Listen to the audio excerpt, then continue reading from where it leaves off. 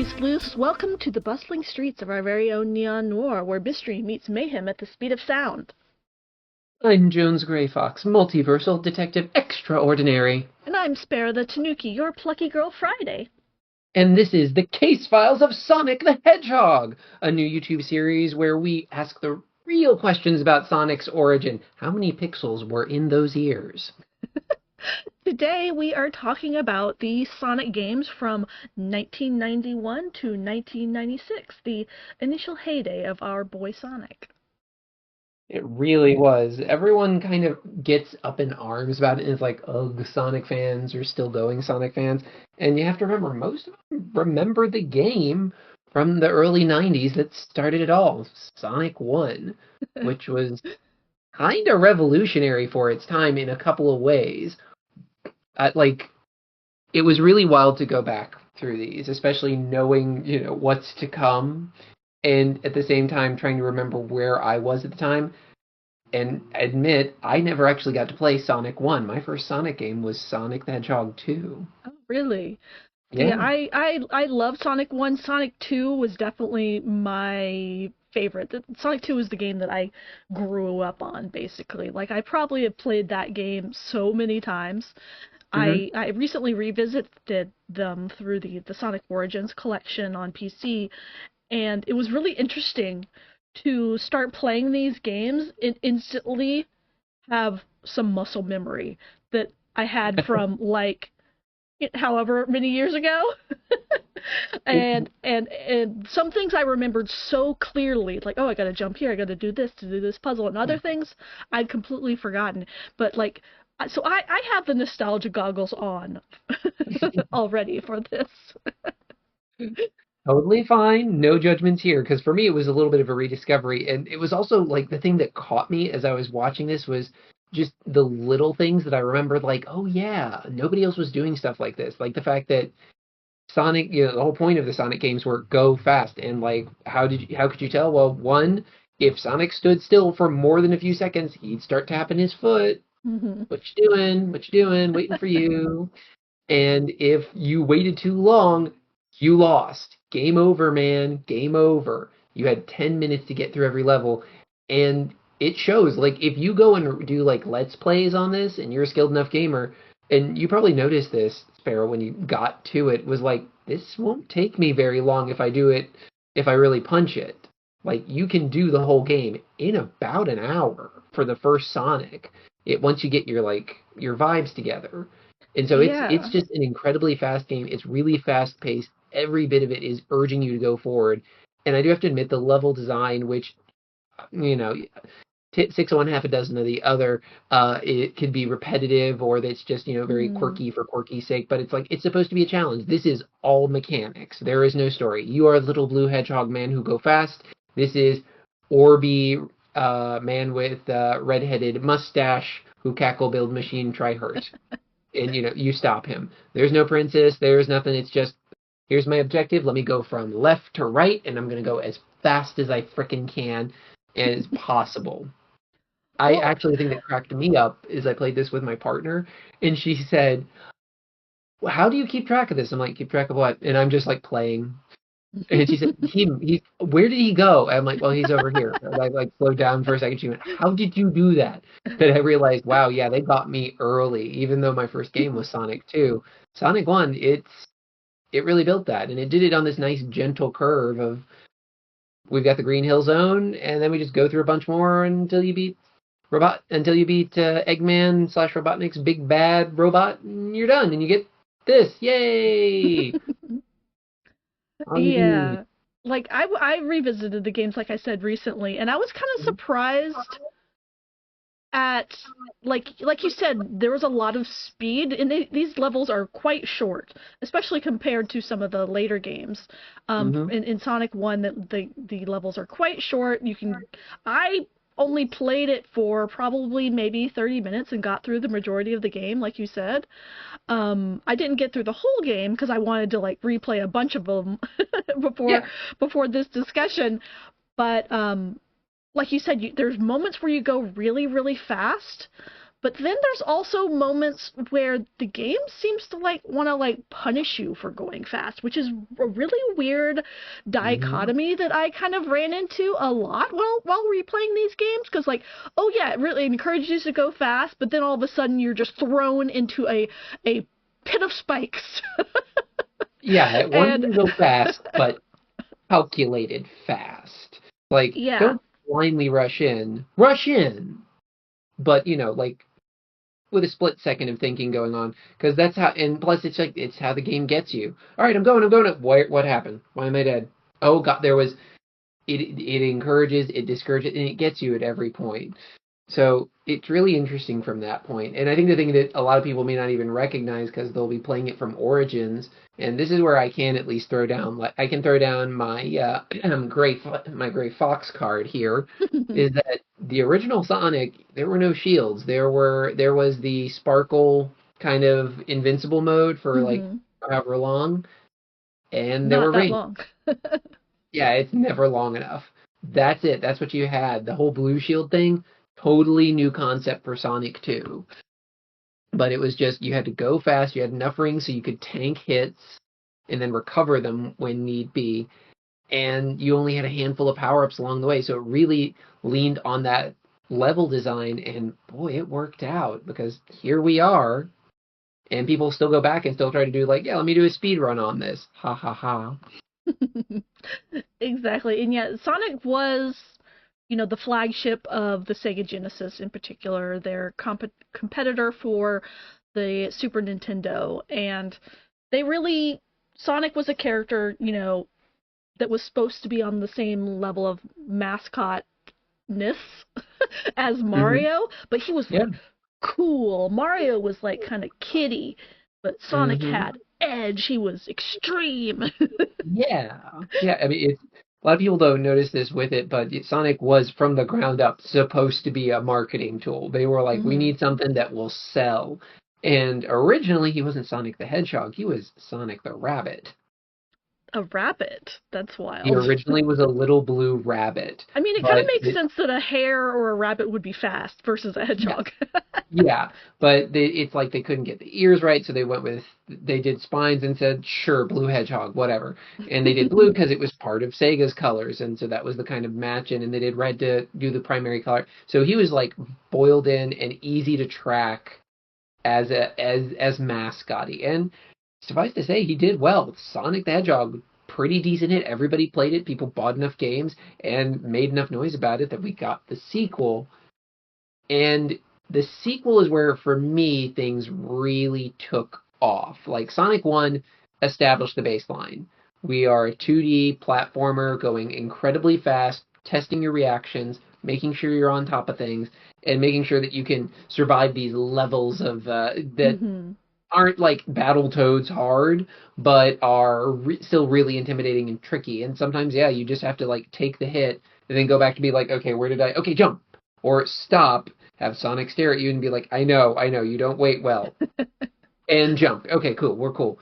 But then we get to two, and two is when the Sonic as we know him, I think, starts to show up. Yeah, I love Like, this game. This is one of my favorite classic games. hmm I'm not sure why, if it's just nostalgia, but like, I don't know, the style of it, the character design.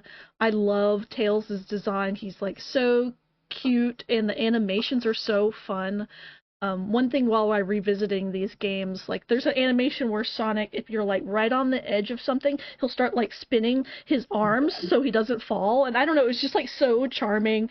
And like you said, the waiting animations. I don't know, it really sparked the love of animation, I think, in my heart, and character design, and just anthropomorphic kind of character design in particular. hmm This game. And I played this in my friend's room in elementary school through middle school like dozens and dozens of times. yeah. Because Oh funny yeah, thing, this I was. never actually had a Sega Genesis myself. I had the hmm Super Nintendo. We were the Nintendo house, and my friends had the Sega Genesis and the other consoles. So we would like, if we wanted to play Nintendo, we'd go to my house. If we wanted to play, Sega, we'd go to their house. So we never had console wars. It was just one or the other. Yep, you just went. Not really console wars at my house either. My sister had an aptitude for games, and it was only and so family. Since I was more of a reader, she was more of a player. She'd play the games, but Sonic 2 was a game I played. Like I Mm. didn't get very far because I'm not very good at them, but I loved playing because I loved the color, I loved the fun, and I loved Sonic. Also, I love the fact that Tails would join you. Just like Yes, he'd float on down. the two player kind of like ability Yeah, of this game to play the game together with your friend was essential. I mean, this is why we always played this game is because you could play it together. It wasn't just one right? person sitting there and waiting for you to get a game over or whatever, like in Mario games. It was you could collaborate basically and Yeah. take turns. One of us would be Sonic, one of us would be Tails, and being Tails like really actually helped the Sonic character in some ways because Tails was invincible, right? Yeah. Like he would die, but he would come back. It wouldn't cost you lives. Yeah. And so having him like in battles and especially in these special stages in this game was really actually quite helpful. Like I when I was playing this game in one player mode myself Mhm. recently, I was like, man, I forgot there's some like the special stages where you're in the half pipe. It's actually harder when you don't have Tails with you because both of you can collect the rings that you need to Yeah. get the Chaos Emeralds.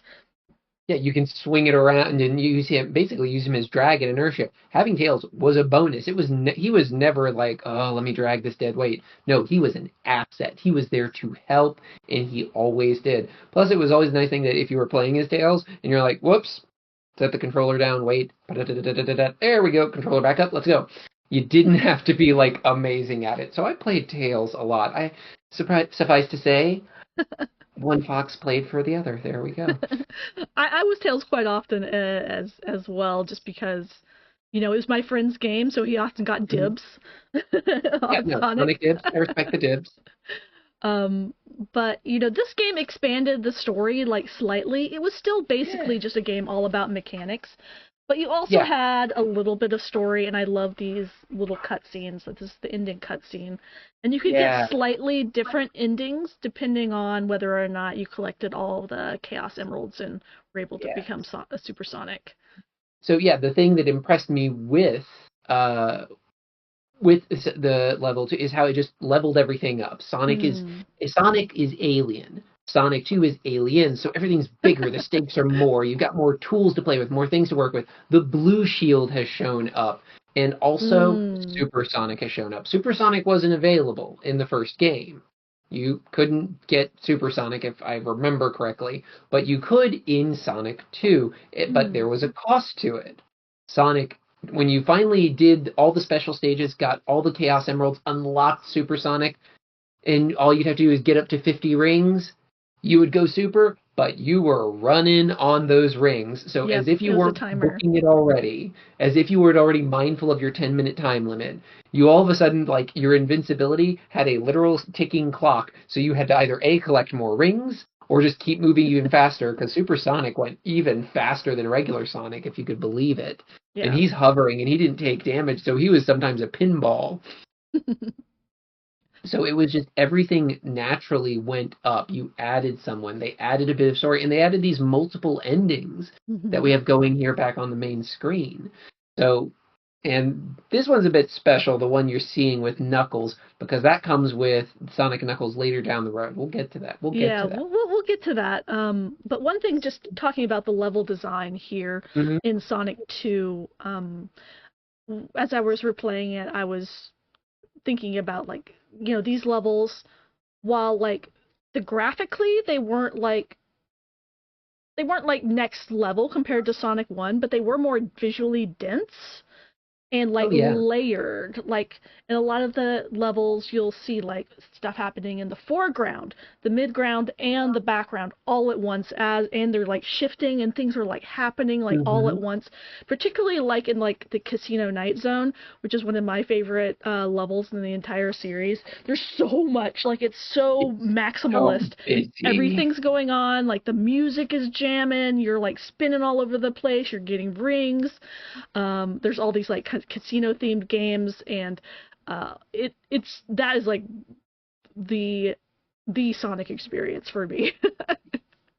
We also have to call out here that Sonic 2 is the place where many of us received our first trauma in the Sonic games. I was actually about to mention it. The Yeah. the underwater segments, Chemical Plant Zone. chemical plant zone. Chemical Plant Oh Zone. God. To this day, if I hear that sting of music, dun dun dun dun dun dun dun dun, my It heart gives you starts to race. it is legit like PTSD. Hmm. It is legitimately terrifying to hear that music and like the panic that just kind of sets in as you hear the Right. dun dun. It's like you slowly get You laugh closer and now, but closer. Oh my god, no, it was terrifying. I played that segment on stream recently, mhm. and I was screaming like the entire time. Yeah, because you're just like, okay, I need to get down to the little bubble where it goes, wop, wop, and like, I love how like this shows up in like Sonic lore, the comics, where I think one of the writers made Sonic a little aquaphobic of like going underwater. So, and I'm like, Yeah, that fits. All of us are like, no, dude. We all remember Chemical Plant Zone. We all have the scars from it's that. terrifying. Yeah, and to the fat point that like you and I just can from here, from memory alone, from just a Hmm. quick jog is like, oh yeah, that thing. That shows how well it worked out. Layered depth. It took everything that worked in Sonic, which I'm not calling it a slouch. Sonic 1 was the bedrock this whole thing was built on, which was a little blue dude going fast. Hmm. Well, kind And of branching on that point, the sound design in these games oh my is something gosh. that is like I heard, certain sounds and it just like unlocked memories for me. Right? Just the things of like bouncing off something, getting the powers, the music. I love the music, particularly in the second game. Um, Mhm. it just unlocks that all those nostalgic memories for Yeah, me. yeah. It hits so strongly, and there's just even like since we talked about it, I can hear the Chemical Plant Zone music playing in my head. So they really did like build up on it, and from Sonic 2 is where you see the rest of Sonic lore kind of spin out because we've got the tornado, Hmm. we've got all these friends who cheer on Sonic and Tails as they try to save the day. We've got the fact that Sonic and Tails work together. There's an older brother, younger sibling kind of vibe already here. And Sonic where you go from just like, well, here's a mechanics driven game that, it was really successful, take it or leave it. And they figured out how to gradually add something to it without even really adding a story because it's still pretty much the same thing. Yeah, very very kind of Structure at generic the end. story, but so Mhm. fun, flashy, great Yep. execution, great character design, great music, Yeah. And then great level multiple design. endings. Yeah. Like that was a swing for him. Like, hey, let's code in multiple endings for this. Let's get these two here. And one of them is if you manage to beat it as Tails. Tails don't have no super form at this point. He's just like, well, I'm 10 and I fly a plane. and Might as well help. and getting those all the Chaos Emeralds so you could get the good quote Yeah, unquote ending and the become best one. supersonic or whatever was actually quite challenging. So there was a Mhm. lot of replayability, but that was really expanded upon in the next series of games.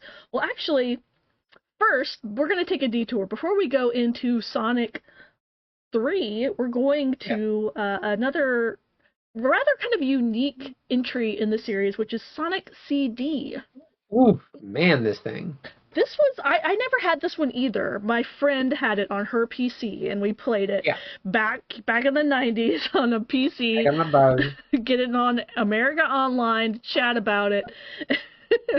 But this was really fun and very different. Like it had the same basic structure of the other Sonic games, but it had some Mhm. very unique mechanics for this kind of past and future mechanic that was introduced. So you could go into the future or the Mhm. past, and the level was slightly different. The level design was slightly different. The Yeah. music was slightly different. And so you had to, I think, was it go back into the past? So, and then you could defeat Robotnik in the past to get a good, quote unquote, future, to get the good ending of the game. Ooh. And yeah, that Sonic CD is where they actually started to take swings because I remember one, you've got that really cool animated opening. I saw it Yep. as it was in I still remember when I saw it as in the CD, and it looks good for the graphics it's got, but then we've got the one that as it looked like outside of the CD, what it was meant to be. And the fact that this one first saved the princess plot. Yep. Sonic CD, the goal is to save Amy Rose from Metal Sonic. Yep, this is the origin of Amy. Amy's first appearance in the game. She's Yep. not in it actually very much at all. Nope. She's just She there to be is. rescued, but Yep. that is her introduction, and we get this really slick anime cutscene, which is very similar to the style of the OVA, which we Yeah. discussed in an earlier episode. It's Mm-hmm. the style of it is almost identical, though here we have kind of like these really nice, soft, like pencil drawing looking backgrounds, colored pencil Yeah. backgrounds, which is really cute. But I love this kind of anime Sonic design. I don't It know, really it's just suits me. super appealing. And this was right when anime was kind of like becoming a thing in America, and it was like so cool. It really was. Here was Sonic, and he was moving fast, and it had this great look. So it got you really hyped to play the game. Hmm. And then you had that nifty mechanic where, okay, we've been going right to left, but now we're doing right to left time. So, and we all know that would come about again with a later Sonic game. I think it's Generations. So when the Sonic game system, game world has gotten so big, it can reference itself without and overlap in a good way. Oh, there she is. And there's the princess that Sonic has saved. Really just girl. That's kind of nice though. It's not a princess, just somebody and he's like, "You good? Okay, I got to go." And like her design is very cute and appealing. It's changed over the years, probably more so than some of our other Sonic characters, but still such a cute design. The story, like you said, is fairly minimal, but this also has that multiple endings thing. This I believe is the good ending where we have saved the the future or saved the past. Mm-hmm. The future and the past and the now? I guess the present. Here, question mark, question mark. Hi Sonic, time for another adventure. Meow. I think this game was also the origin of what we think of as Metal Sonic. I think there was kind of like some robot-looking Sonics in an earlier game, in 2, I think particularly. There was. But Metal Sonic, the kind of like iconic look of the character, was established in this game, Yeah. which is cool. And that Yep. character design was featured again in the anime OVA that we watched, and in later games. It kind of moved forward from this game. It's yeah, the So one you're cute. thinking of from two, that was Robo Sonic. I can't believe Mm. I have to make these distinctions. But yeah, there's a reason Metal Sonic did well. Robo Sonic looked like a big tin can version of Sonic, whereas Metal had a little bit of style, a little bit of skill, little. I mean, look at this. That there's a little look to him.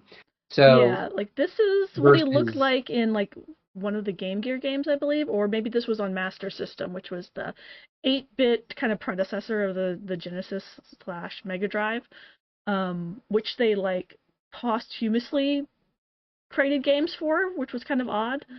Um, eh, but you can see like this wasn't the final design. This was like nope, the original. But the I way will that not be character design, surprised to find that someone has gone lore on this and been like, oh well, that was the prototype to Metal yeah, Sonic.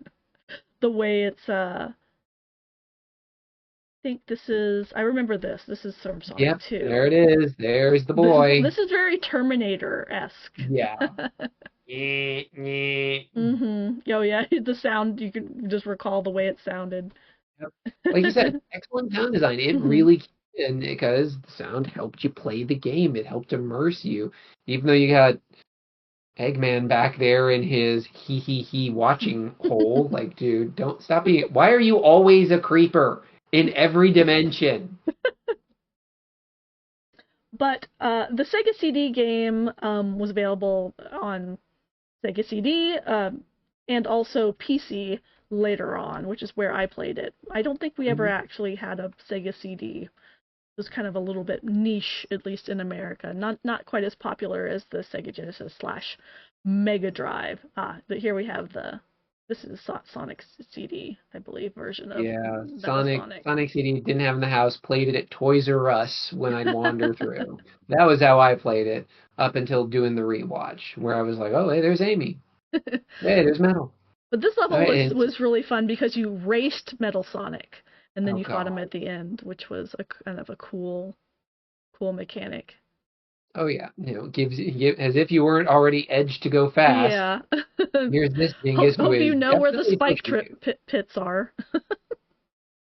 Yeah, and here is a really good like this is where our investigations tend to fall a little bit flat, where we can talk story and we can talk about art and static things like in the comics or for any of these movies.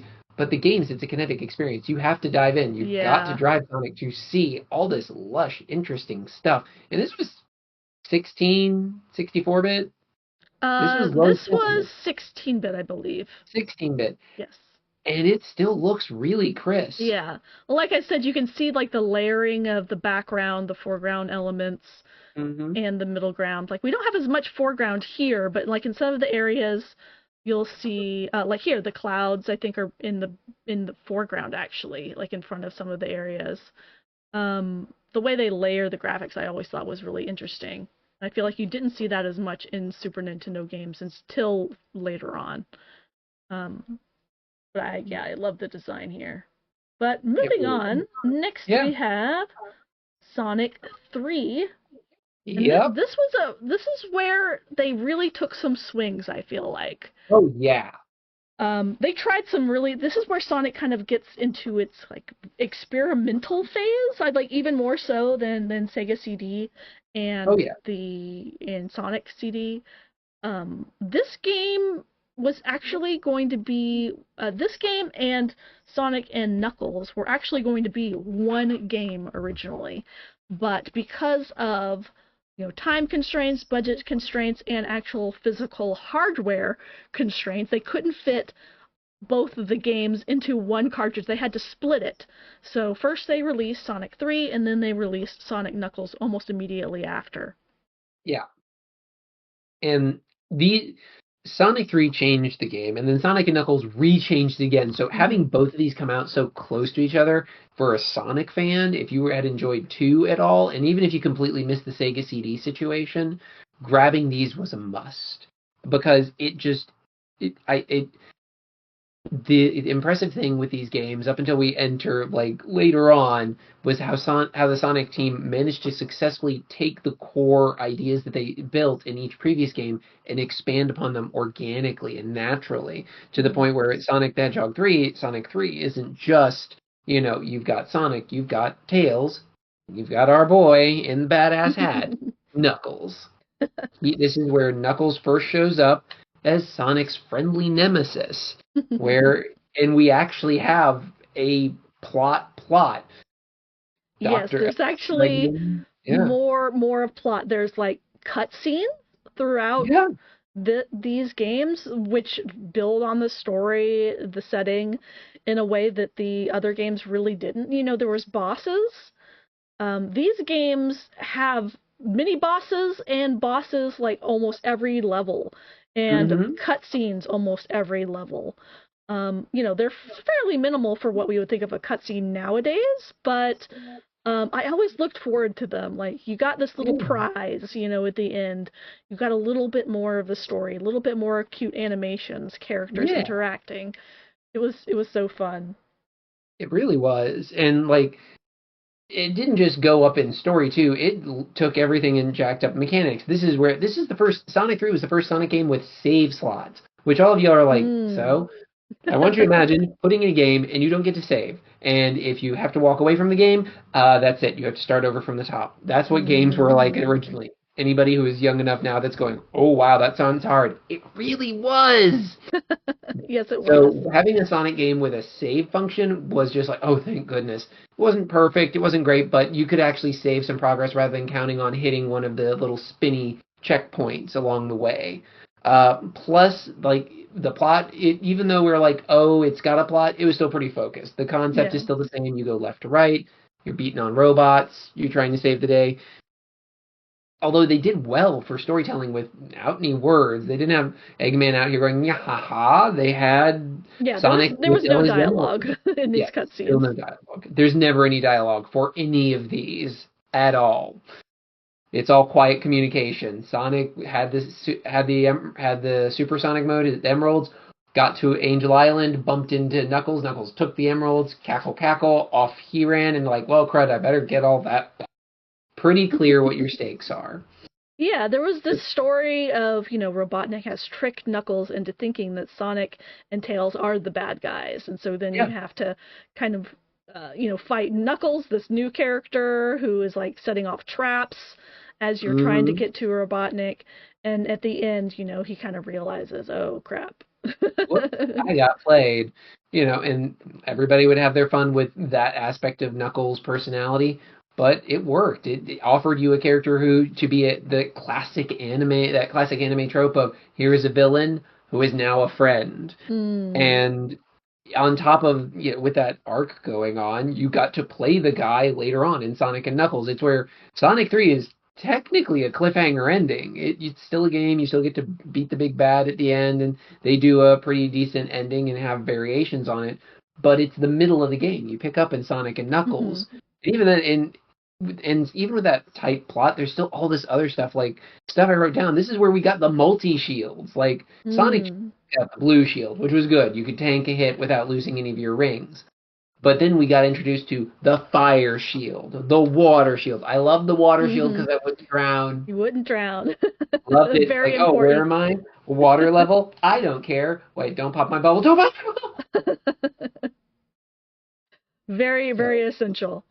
yeah. And My sister really liked the electricity field because it was mm, magnetic, so she could just like have stand in a place and rings came to her. She really yes, appreciated that.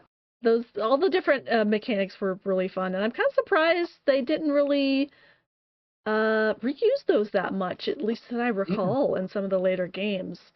Uh, Yeah.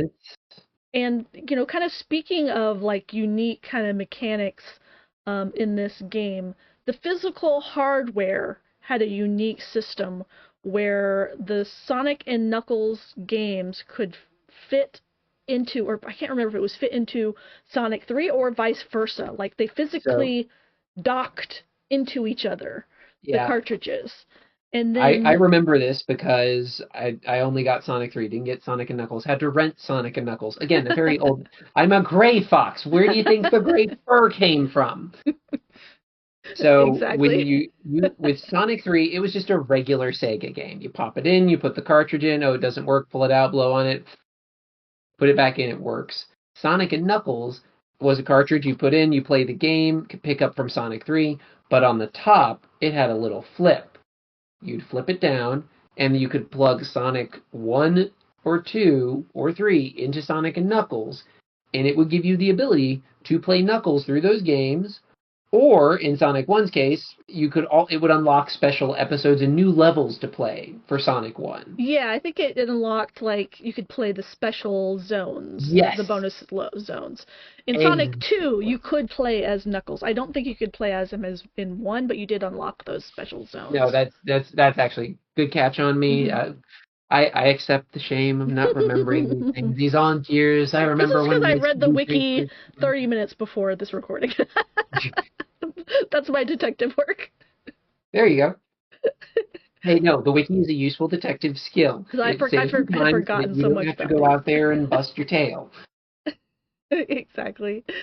But But I it's thought still that was no. so fun, and like that's another thing that I feel like they didn't really, or any other games I feel like didn't really use that kind of docking functionality in it. No. Like maybe I should look this up, and anyone in the comments can correct me if I'm wrong, Oh, which they I'm sure will. They you will be will. happy to. If any other games other than Sonic and Knuckles, Sonic 3 use this kind of docking cartridge functionality, if they did, I don't remember it being like super popular at least.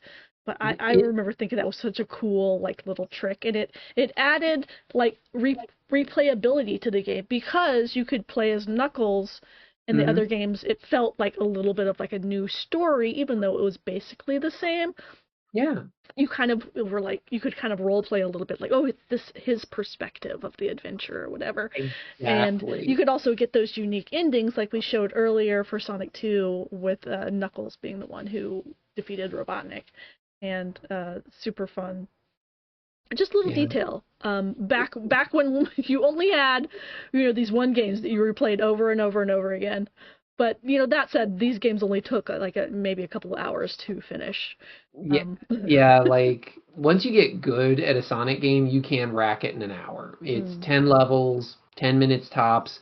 Most people can clear them in about 5 when you get really speedy, yeah. like legit. So I actually saw one where the guy was taking a leisurely pace and he still cleared Sonic 1 in 45 minutes.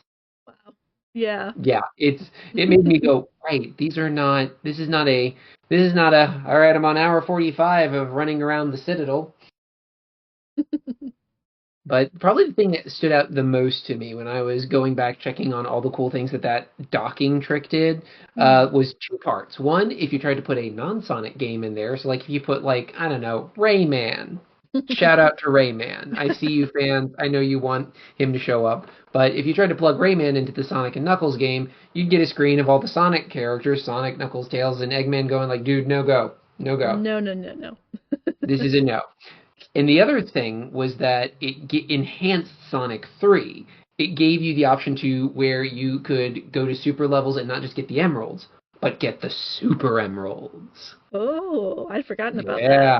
And with the super emeralds, you didn't just get supersonic, you got hypersonic. You didn't just get Ah. super knuckles, you got hyper knuckles. And you don't, well, no, you get super tails. They didn't make a hyper tails, they just made a super tails. Poor Tails. He's he's 10 years old. He can't go hyper. That's too many pixie. That is a Starbucks and a pixie stick. We do not need him clinging to the walls through sheer mental energy.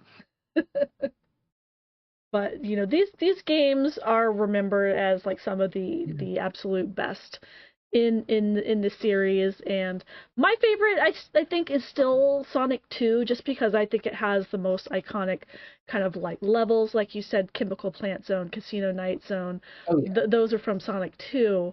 Hmm. And I was recently replaying Sonic 3 and Knuckles. Um, and there was a couple of levels where I'm just like, I hate this level actually.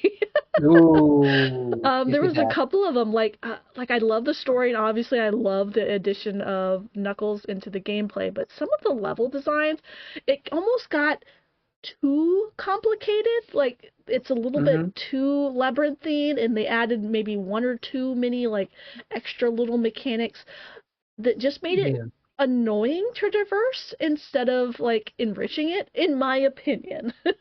Yeah. It, um, and some of the music I felt like this wasn't quite as good, though. Kind of a sidebar about the music in some of these games. Um, I believe it's rumored that in Sonic 3, Michael Jackson actually helped produce some of the oh music yeah. for the game. Um, Oh, I remember that. but Yeah. he They was uncredited for various so reasons. the full T. They wanted him to do some stuff. He did a Mm, little work.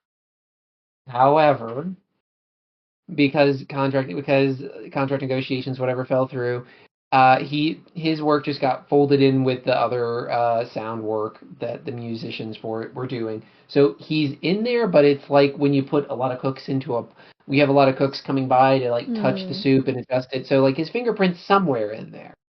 But it's not the driving force. It's not like you can go like it's not like you can go Devo did all the music for that yeah. Rugrats It cartoon was a team or effort whatever. for sure, but I always thought Yeah. that was like kind of a funny, odd tidbit that Michael Jackson worked on one of Hey, these games. they were like, we got the coolest character, let's get the coolest guy at the time, at the Yep. time. Y'all have to understand, at one point Michael Jackson was the pinnacle of cool, which is probably the oldest thing this Gray Fox has ever said on this show.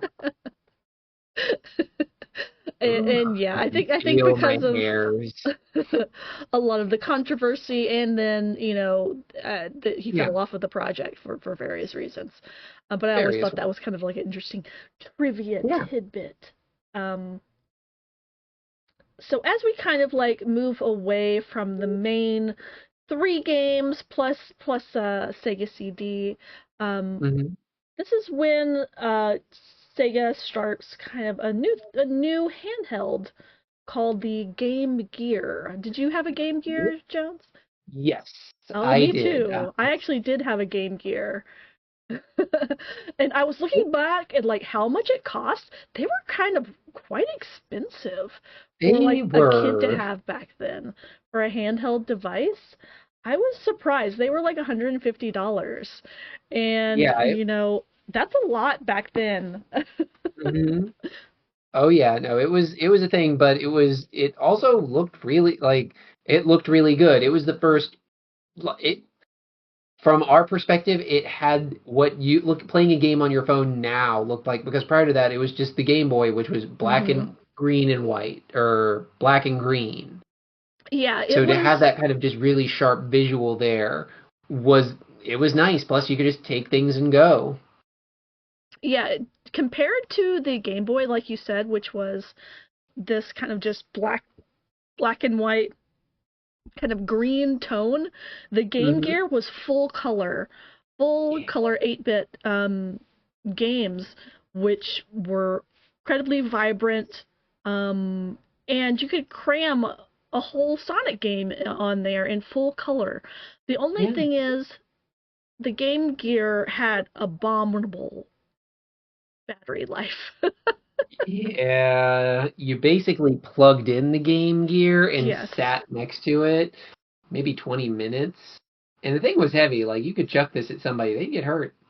It had terrible battery life. I think it would maybe last a couple of hours max before you would have to replace like three or four AAA batteries. Oh wait, no, it was six. That's right. The game, Six? I remember popping off two Oh my back plates, God. and there was six. It was a So battery. It many was battery batteries. hog. Gosh. And unfortunately, the games did not withstand the test of time. The Game Gear is where you Yeah. feel it's not Sonic the Hedgehog, it's Sonic the Cash Cow. Yeah. These games, for the time, I think they were well received just because, like I said, the Game Gear was kind of like this bump in technology of the time. It was seen as this, competitor to the Game Boy, um, with better graphics. But things like, the actual games weren't as plentiful. There weren't as many games for Game Gear as there were for Game Boy. The quality of the games for Game Gear wasn't quite as good or as varied Mhm. as what you had on the Game Boy. And, compared to the Sega Genesis version, the games were just they just were not hitting the same. Like I remember playing these games. This is Sonic Chaos, which was the first Mhm. Sonic game for the Game Gear, which was not just a remake of Sonic 1 or Sonic 2. Yeah. And while this game, it kind of scratched the same itch, it was not the same. It was like Big Lots version of Sonic. Really. Oh Yeah. my God. I mean, and it was cute, but so I had it, and I had this one, which was the first one, and its sequel, which was Sonic Triple Trouble. Um, and this one Yeah, is really notable cool. because it includes, Knuckles. This was right after Sonic 3, I believe, came out, and also Knack the Weasel, or Fang the Hunter, I think is another name that character goes by nowadays.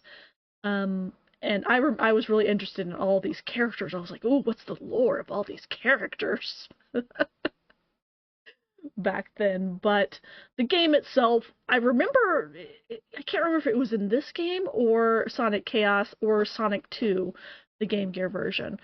It just had like one part that was like really hard, and I could never get past it for whatever reason. I mean, I haven't replayed much of these. I should go back and revisit these a little bit more. They are in the Sonic Origins collection, as well, but definitely not my favorite entries in the series.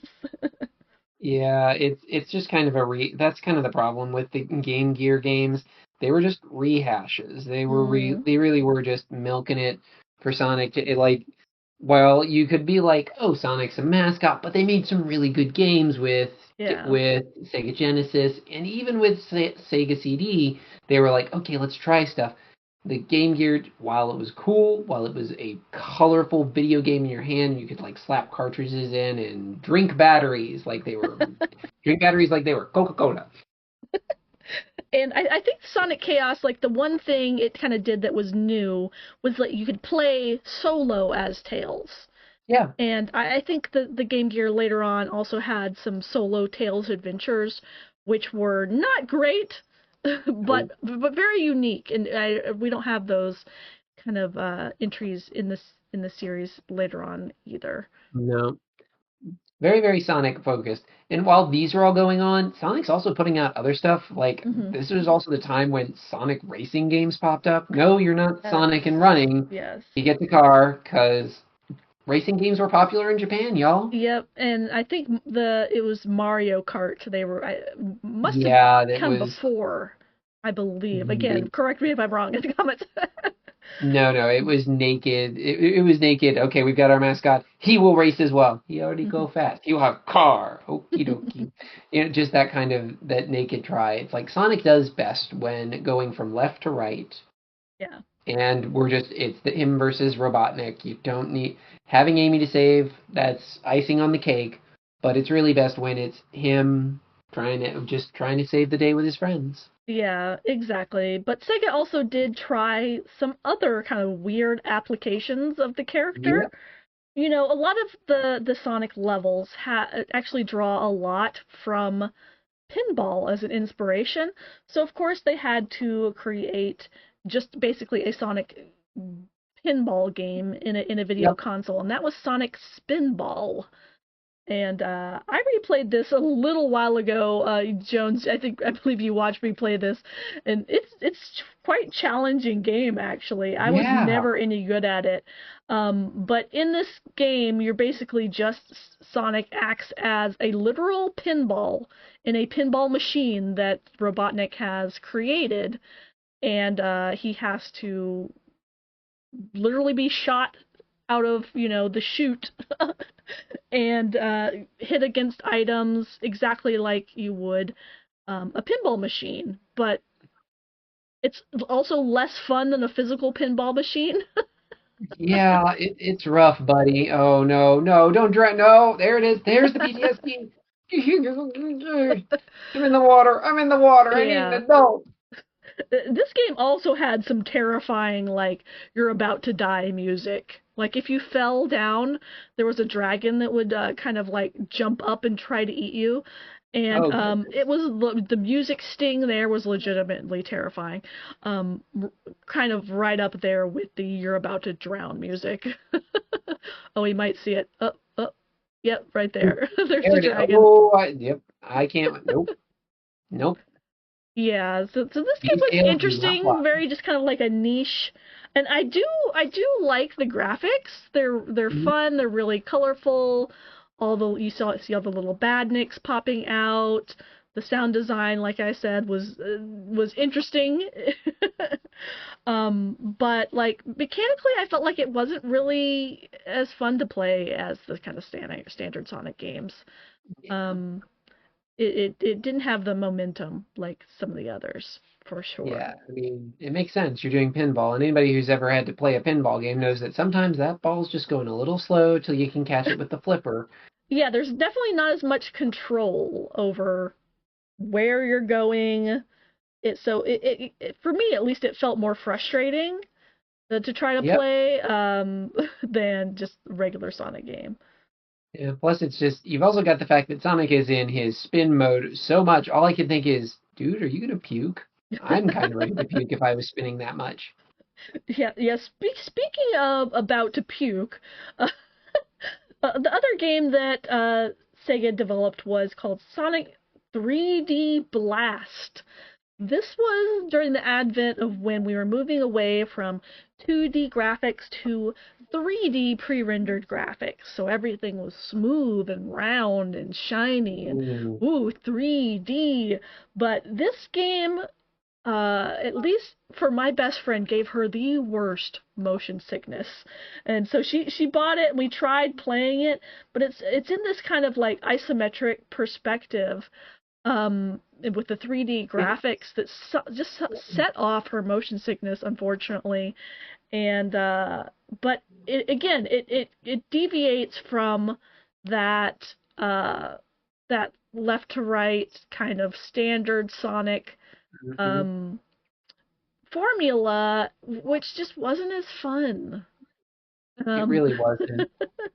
That's why I wanted to do these initial games, because you can mhm. kind of see like the rise, the peak, the pinnacle, the jumping up in the circle, and then the where with 3D Blast, Sonic enters a dork era even for his fans. It just doesn't quite play as well because the Sonic games are built on speed and bouncing, and 3D games at this time could just not keep up with the boy. It made him Yeah. awkward to handle, weird to clunk. It's not like the other 3D games that managed to make use of this kind of mechanic where they just it became exploratory or it moved around or the action was able to swing around it. Since Sonic was so fast, you needed to keep things contained in a direction that you could track and that the systems could keep up with. Plus, this just don't look good. Didn't look good then, Yeah, doesn't look good now. it just loses a lot of the charm that the Yeah. 2D character design had, and yeah, it just ends up looking kind of cheap and awkward. Yep. I guess you could say it has its own kind of nostalgic charm for that era before, everything became hyper realistic. It's Yeah. still at least cartoony, but they also tried to add like this long story cutscene at the beginning with these kind of static images with some very basic animation, and yeah, Yeah. it's just not nearly as interesting, but Yeah. I mean, here you're just watching it, and you can kind of see how this might set off somebody's motion controls, where the smoothness of the 2D doesn't. Like, they tried to hack it, they tried to split the difference, but just trying to get around because the perspective was okay. I need to stop looking at the screen. Uh, yeah, and oh I yeah, think Sarah, don't put that up on anymore. Write that in the checklist. Don't put that up on the screen anymore. Hi, Mom. I'm spinning. well, I think also just the way you controlled the character felt more loosey goosey. Like you could tell, like he's Yeah. just like kind of sliding around. It didn't Yeah. feel as controlled or as tight as the other games, where you're so used to controlling Sonic in a very specific way. And here it lost a lot of that. There's like this floatiness to his movement, Yeah. and you couldn't get the kind of precision that you could in the other games. And I think that floatiness, unfortunately, kind of moved into some of the later games. Oh, there's Knuckles. He's All waiting right, for you. Knuckles made it in. Yay. Tag in, Knuckles. um, Nope. But speaking of Knuckles, Knuckles also got some of his own spin-off games, particularly Knuckles Chaotix. And this was one Ooh. that I never actually had a chance to play because it was on the 32X, a completely different console that while it was available in America, it was much less popular, I will say. I don't Yeah. think I knew anyone as a kid who had one. Did you? No. Nope, 32X didn't really hit. It was available. We looked at it and we're like, because Yeah. Sega was trying the old hack of like, oh, we'll make a new platform. People will go nuts for that. Worked in Japan. Yeah. 32X was very successful there, but didn't quite hold here. People liked they liked the cartridges. They liked 64. Everybody was trying their new platforms, and the exhaust fatigue I think was setting in. Maybe I don't know to double check, but to go back and still play Chaotix, to watch Chaotix, if you thought 3D Blast was a swing, that is nothing compared to the swings that Chaotix takes. I do love that they included some new characters, and we get a coldly separate cast here. Lots Yeah. of new characters. We get Vector the Crocodile, Knuckles, of Mm-hmm. course, Espio the Chameleon, Mighty the Armadillo, and Charmy the Bee. Yep. This actually isn't Mighty's first game. He was also in a arcade game with Sonic and Ray the Flying Squirrel, which Mm-hmm. was exclusively in arcades, which I also never played, but I watched some gameplay of that recently, and I was like, whoa, this is weird. So they took some big swings in this era of Sonic, trying different things, moving away from the tried and true formula, which was very odd. Yeah. But The there's some biggest thing is what you're seeing here. Whereas before, if you had a partner, they kind of just hung out nearby. Now you're tethered via some specific rings, hmm. and you get kind of yanked around on a rubber band. And they introduced new, and each of your friends had new uh, actions and superpowers they could do. Or, here we've got this hold. So they're Hmm. trying things, but it's just a step too far. There is It's a breaking the sweet spot. formula too much. Yeah. Yeah, I get experimentation, but there comes a point where it's like we've gone a bridge too far and we can't get past it. So Hmm. it didn't quite work out. Aside from the 32X, it was rougher. It was hard. It had the spin-off feel with too much change. They were trying really hard to make Knuckles work when it's just like Knuckles works when he's kind of flying it solo, Hmm. literally flat gliding solo down to go punch a thing. Yeah, I could appreciate that they were trying some variation with different character abilities. Like, I mean, they started that in Sonic 2 and Sonic 3 with, Yeah. with Tails and Knuckles having some separate abilities. Tails could kind of fly and kind of pick you up and move you around. Knuckles could glide and climb, Oh yeah. versus Sonic, who was mostly just fast and could do the spin dash and that sort of thing.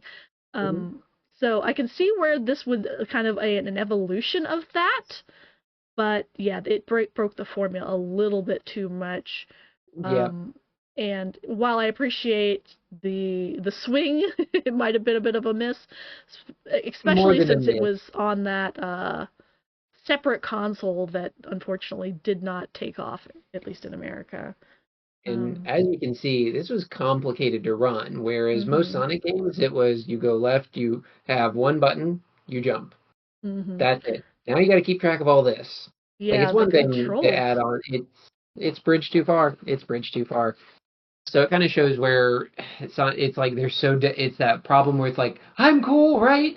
Oh, and then that happened. That's right. Oh, interesting. He got Yeah, large. they made a big like this is where it was like nakedly, yeah, we're Mario. Here's we've got a big option. See? Here's a big option. Hmm. They were trying things. They were trying desperately. They were trying things so they could just be cool again and capture that magic. But the magic that worked was what worked in Sonic 1 and what exploded with Sonic 2. Yep, exactly. Well, that just about does it for our investigation today, and what a wild ride. Join us next time when we will be digging up the dirt on the Saturday morning Sonic cartoon, which will be part one of a two-part series. Our first part will be talking all about the characters of the series. Yep, and if you loved unraveling mysteries with us, don't forget to hit that like button, leave a comment, and subscribe and turn on notifications. That way you won't miss a single clue or high-speed chase. And our adventures are only going to get wilder, and trust me, you'll want to be first on the scene. Because I'm Jones Gray Fox, multiversal detective extraordinary. And I'm Sparrow the Tanuki, your plucky girl Friday. And this has been the Case Files of Sonic the Hedgehog. Until next time, keep those tails spinning and those minds sharp.